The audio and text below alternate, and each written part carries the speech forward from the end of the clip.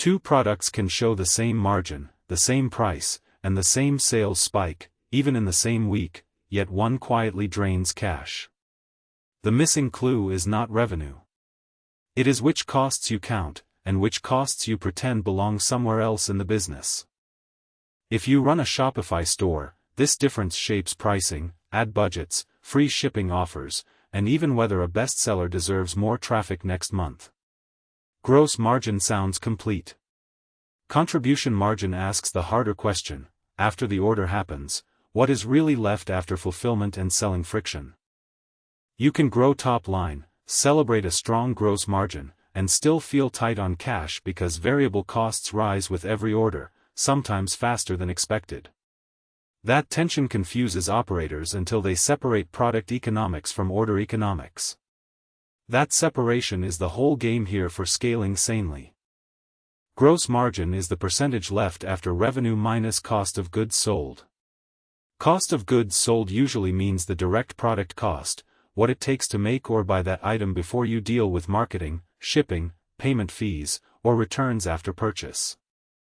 Contribution margin starts from revenue too, but it subtracts all variable costs tied to getting that order sold and delivered to one actual customer.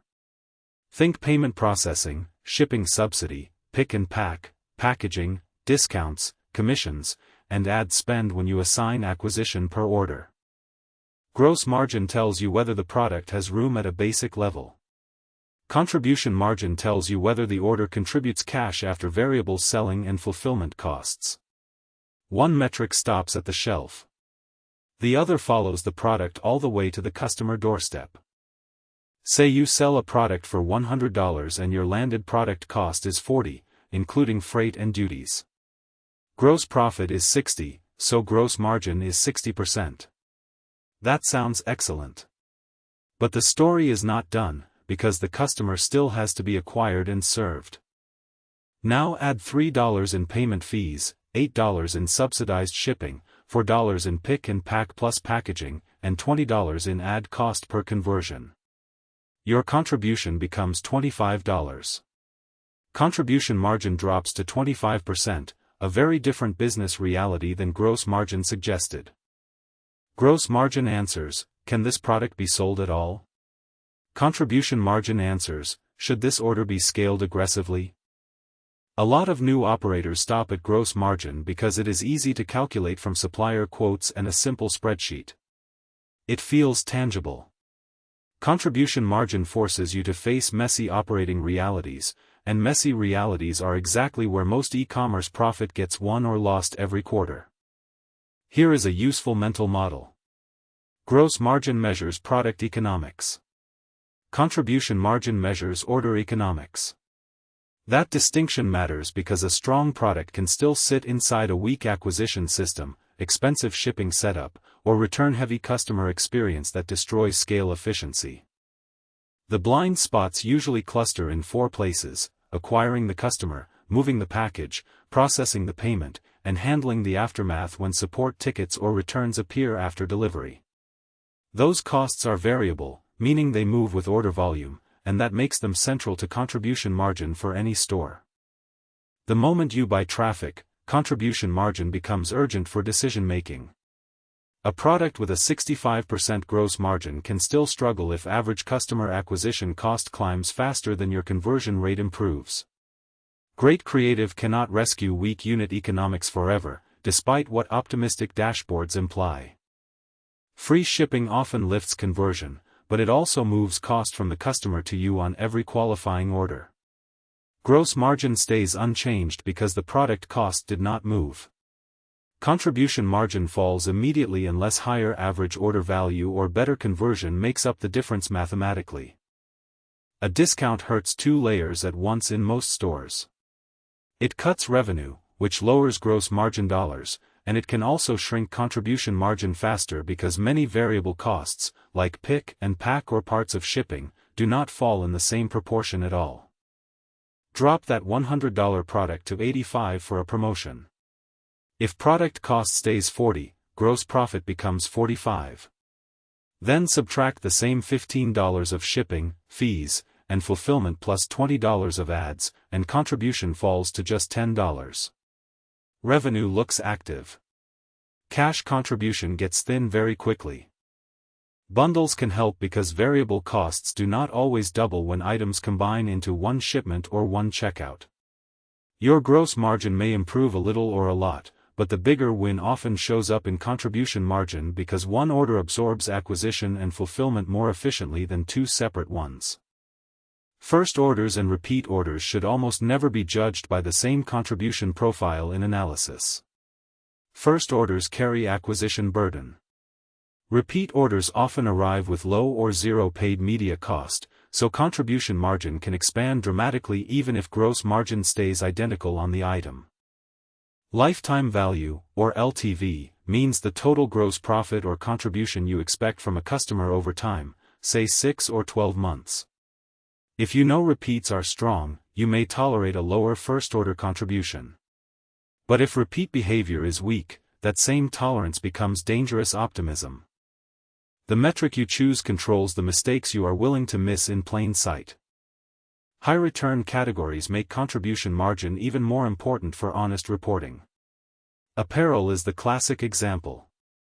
Gross margin may look healthy on the original sale, but return shipping, inspection, repackaging, and markdown risk can turn a promising order into a weak or negative contributor after the reversal. Marketplace orders, organic website orders, affiliate traffic, email campaigns, and paid social traffic can share the same product but produce very different contribution margins in practice. If you blend them together, you hide the channel that is carrying the business and the channel that is leaking it month after month. Many founders discover their best-selling channel is not their most profitable channel after full costing. The order volume looks heroic. The contribution margin says otherwise, sometimes by 10 or 15 points. International expansion can flatter gross margin if pricing is higher abroad, but contribution margin can get hit by cross-border shipping, duties handling, customer support complexity, and longer delivery windows that increase refund pressure. Higher revenue per order is not the whole picture, especially in remote markets. Subscription businesses often improve contribution because acquisition gets spread across multiple renewals over time. But churn, failed payments, replacement shipments, and customer service can eat that advantage quickly. Gross margin alone will not warn you early enough if the retention engine is weaker than expected in month 2 or 3. Here is the twist: gross margin is not the wrong metric for product decisions. It is just incomplete for operating decisions. You still need it to judge product viability, supplier negotiations, and pricing floors. The mistake is asking gross margin to do contribution margin's job inside live trading decisions.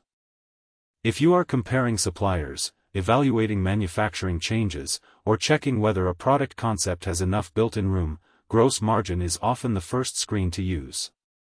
It helps you avoid items that are too thin before marketing and operations enter the story with more complexity. Once you are choosing ad budgets, promotion strategy, shipping thresholds, or channel expansion, contribution margin stops being optional for serious operators. Those choices live inside variable costs.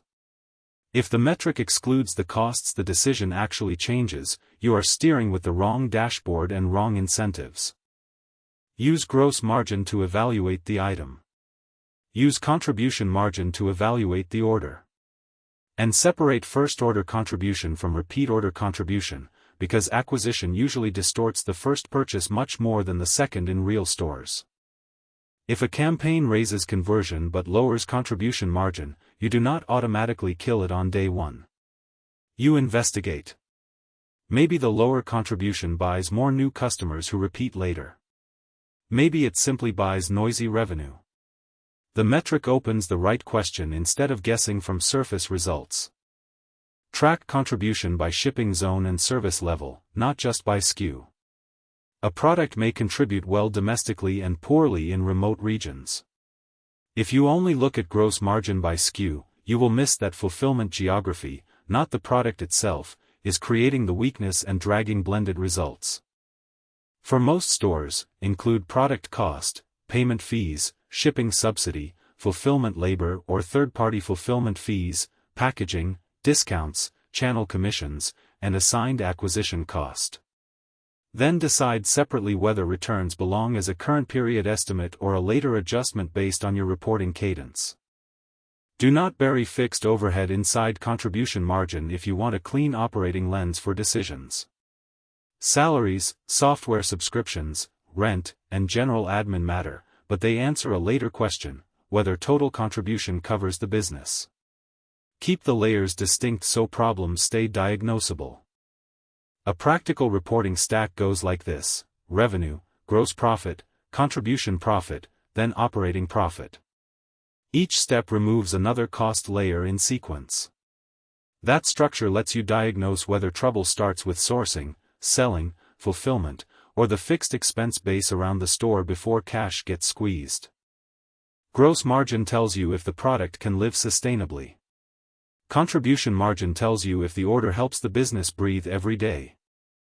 Build with margin, scale with contribution, and keep the job of each metric